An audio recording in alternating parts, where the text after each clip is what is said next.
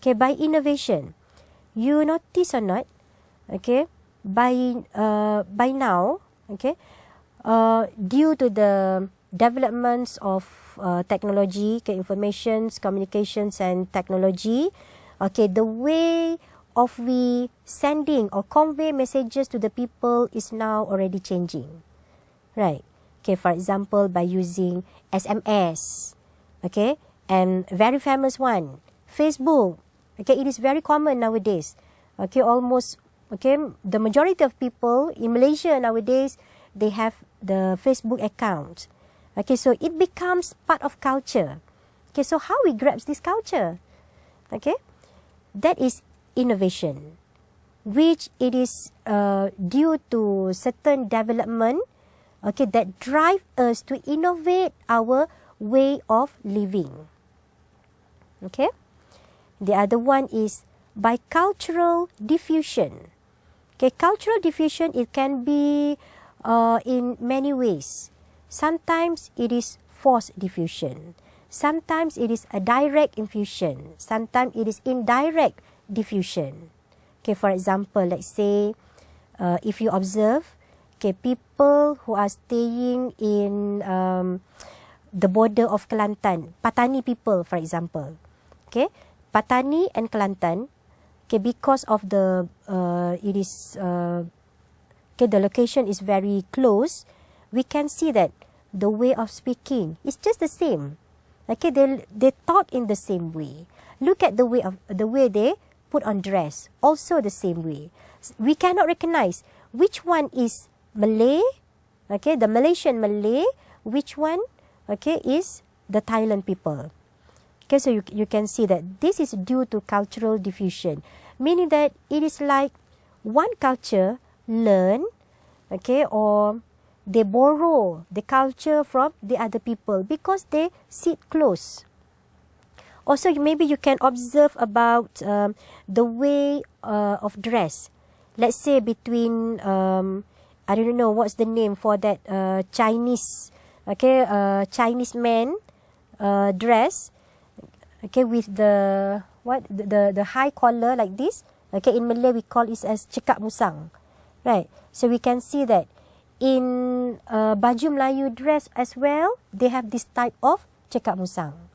Okay, so it looks like these two culture is borrowing from each other. We do not know either Malay borrow from Chinese or Chinese borrow from Malay. Okay, so this is the cultural diffusion. I believe that you observe many types of cultural diffusion. Maybe about the choice of food. In Malaysia, we can see that during Hari Raya, there is Maruku as well, right?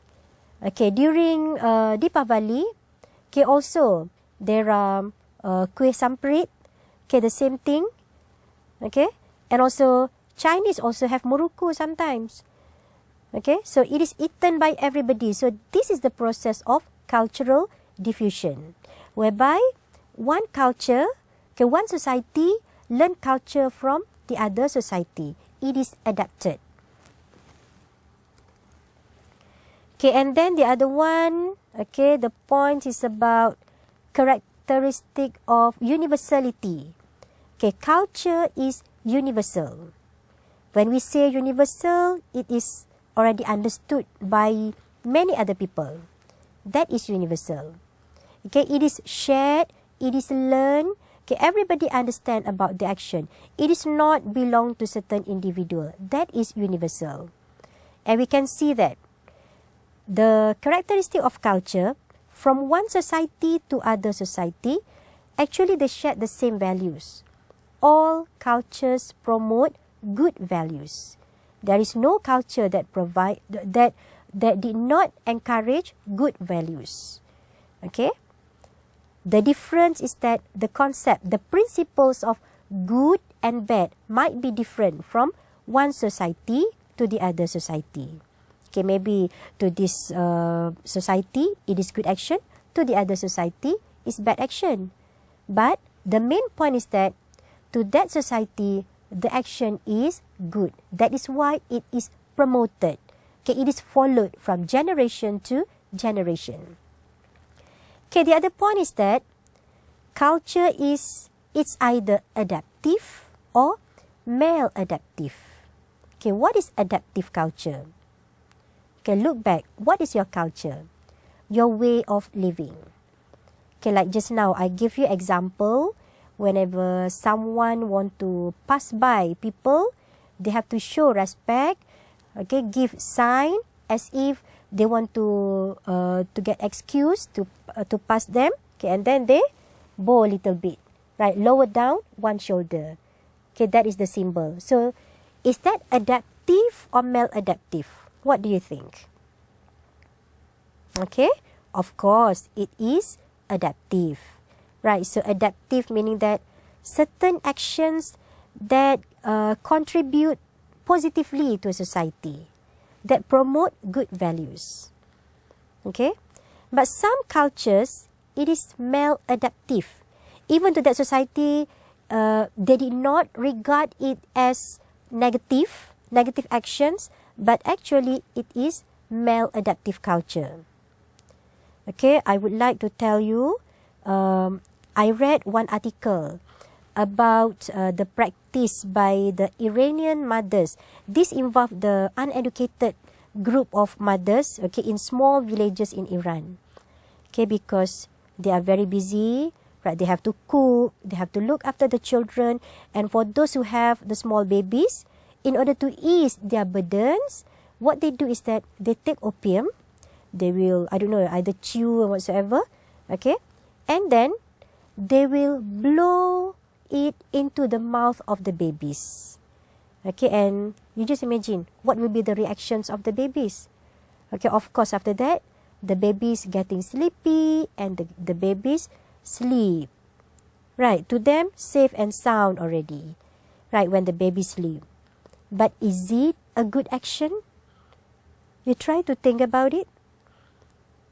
Okay, so that is why those types of action is considered as maladaptive, whereby it is negatively affected the society. Can you see the difference now between adaptive and also maladaptive culture? Okay, the last point. Culture is integrated. Okay, integrated meaning that it is connected from one field to the other field. Okay, how it is integrated?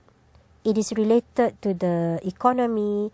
It is related maybe to the geographical factors. Okay, it is integrated, let's say, due to the political structure. Okay, so there are many factors that contribute to culture as integrated. Okay, okay, for example, maybe due to economic reason, okay, and we can see that the life of the people is very hard. Okay, they always think how to survive every day. Okay, due to this, they forgot about the manners, right? Okay, so they start to talk harsh with people. It becomes their culture because they are focused every day just to earn for living, just for the survival. So we can see that how it is integrated, okay, from one factor to the other factors. Okay.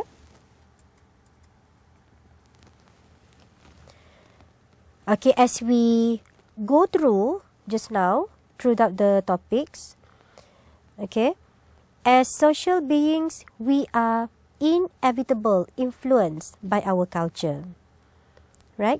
We are the social beings whereby we always need to interact with one individual to another. Okay, we are not going to live alone in this world. Okay, and in our daily interactions, we learn and practice many things pertaining to our culture. Either we aware or not aware, we are learning. We learn how to do things. We learn how to behave, how to respond to certain actions. And culture is a natural part of being human.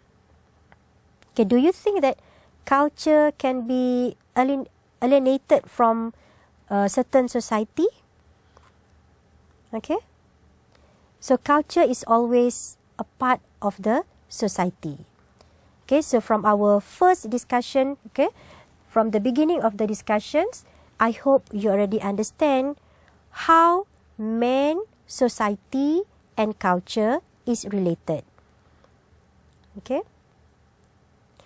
So with that, we have end our first topic on on man, society, and culture. We will continue after this with topic 2. Of course, it is closely related with our discussion just now. Okay?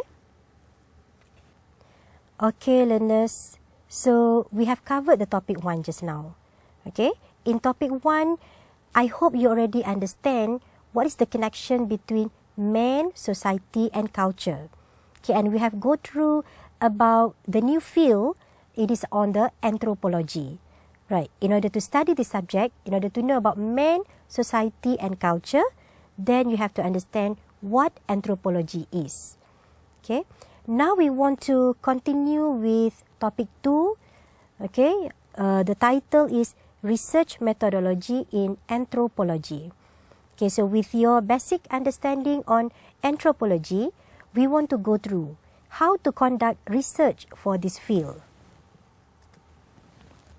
Okay, basically the focus for this topic is about the methodology used in anthropology and its application in research. Okay, so how are you going to apply the method that you are going to learn here in anthropological research? Okay, let us go through. What are the learning outcomes? Okay, by the end of this topic, what you should need to understand. Okay, the first one, okay, you need to be able to distinguish between anthropological methods and sociological methods. This is very important for you to really understand what is anthropological methods, okay, and what is sociological method, as these are the G's of this course.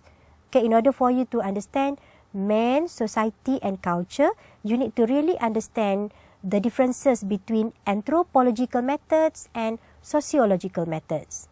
Again, I want to remind you, okay, please really understand about the important terms on this topic. Okay, and then, okay, you need to be able to explain what are the concepts of ethnography and also the techniques involved in ethnography studies. Okay, and then the other one is, by the end of this topic, you should be able to do interpretations of data, which is in accordance to the emic and ethic perspectives. Okay, later we are going to go details. What is emic and also ethic perspectives? Okay, and then the last one, you should be able to explain the link or connection between theory and also research methodology. Okay, let us see what are the differences between anthropological and sociological methods. Okay, as you can see in the slides here, okay, under anthropological method, it is stated that it studies pre-modern society, usually outside Europe. Okay, so this is the basic understanding that you need to know. Okay, anthropology did not study the modern society. Okay, meaning that those people who live in urban areas. Okay, but it focused on those people who live in a small village, okay, in a remote area. Okay, on the other hand, sociological method focus on modern societies in developed countries. Okay, so we can see that the nature of study will be different, okay, from pre-modern society and modern society. Okay, maybe the scope of studies also will be different.